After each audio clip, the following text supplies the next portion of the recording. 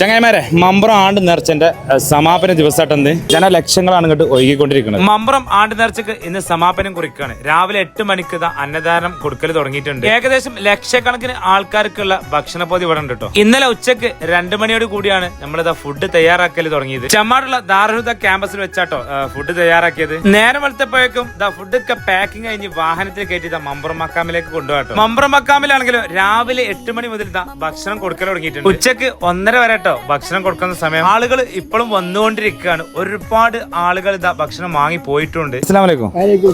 നിങ്ങൾ എവിടെ വരുന്നേ? എല്ലാ വർഷവും വരാറുണ്ടോ? നിങ്ങളെ സ്ഥലം എവിടെ? നീറാട്. അപ്പൊ എല്ലാ വർഷവും സമാപനത്തിന് വരലുണ്ട്. ആയിക്കോട്ടെ. അപ്പൊ നീറാട് കഴിഞ്ഞപ്പോ ബസ്സിന് പോകാൻ കാത്തുക്കാരെ. നിങ്ങൾ എപ്പോഴാ വന്നേ? ഞാൻ കുറച്ചേരേ 8 മണിക്ക് അപ്പൊ ഫുഡൊക്കെ വാങ്ങി പോവാണ്. റാഹത്തല്ലേ? സുഖല്ലേ?